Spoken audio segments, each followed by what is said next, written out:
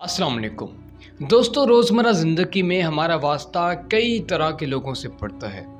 इनमें से कई लोग आला तालीम याफ्ता होते हैं, अच्छी अच्छी जॉब्स पर होते हैं और नहायत ही उम्दा पर्सनैलिटी के मालिक होते हैं। लेकिन दोस्तों, जब हम उनसे बातचीत करते हैं, उनसे गुफ्तगू करते हैं, तब उनका सारा भरम और सारा प्रोटोकॉल गायब हो जाता है, क्योंकि वो अपनी गुफ्तगू में ऐसे अल्फाज का चुनाव करते हैं जो किसी तरह भी मुनासिब नहीं होते।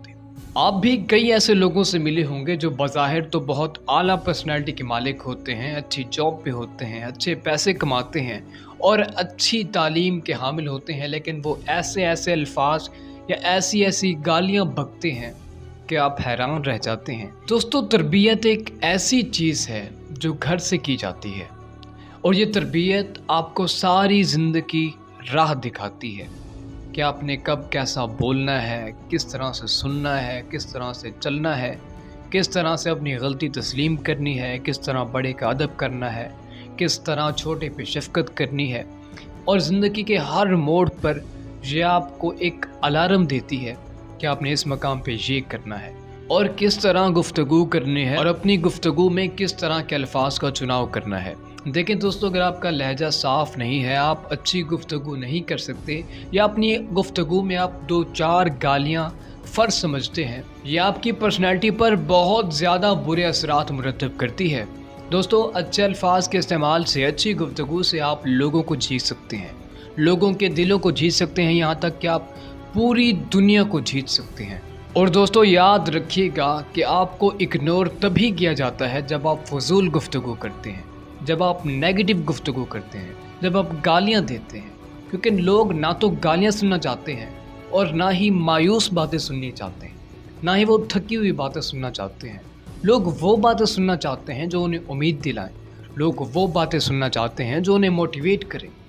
कोई भी आपकी गंदी गालियाँ या गंदी या बेहुदा गुफ्तगू नहीं सुनना चाहता। कोशिश करें कि आपकी बात सुनकर अगले बंदे के इल्म में इजाफा हो, अगले बंदे को कुछ नया सीखने को मिले, ताकि वो अगली मर्तबा आपको सुनना पसंद करे, आपकी बात को तवज्जो से सुने और आपका इंतज़ार करे। आपको कहीं मिल जाए तो आपको चाय पर मदऊ करे, अगर खाने का वक्त है तो आपको खाने की दावत दे और अपने बच्चों, अपने बुज़ुर्गों, अपने वालिदैन के सामने आपका तारुफ अच्छे तरीके से करवाए।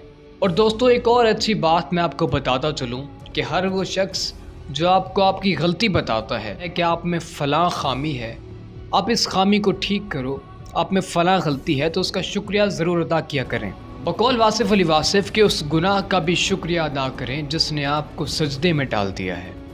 इसलिए ज़िंदगी में अपने हर उस मुखालिफ का शुक्रिया अदा करें जिसने आप पर तनकीद की और उसकी तनकीद के बायस आपने अपने अंदर से वो बुरी आदत निकाल दी।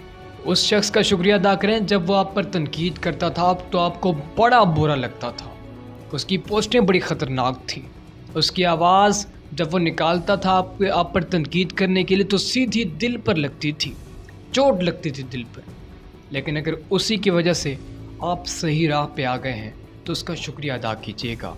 और हाँ, बाज़ औक़ात हम उस चीज़ के पीछे भाग रहे होते हैं, हमें वो चीज़ पसंद होती है जो हमारे हक़ में बेहतर नहीं होती, और कुरान फरमाता है कि ऐन मुमकिन है कि जिस चीज़ को तुम पसंद कर रहे हो वो तुम्हारे लिए नुकसान का बायस हो, और ऐन मुमकिन है कि जिस चीज़ को तुम नापसंद कर रहे हो वो मुस्तक़बिल में तुम्हारे लिए बहुत ज़्यादा बेहतर हो। ये थी हमारी आज की मुख्तसर सी वीडियो, उम्मीद है आपको ज़रूर पसंद आएगी। मिलते हैं एक नई वीडियो में, तब तक के लिए अल्लाह हाफ़िज़। अपना बहुत सारा ख्याल रखिएगा।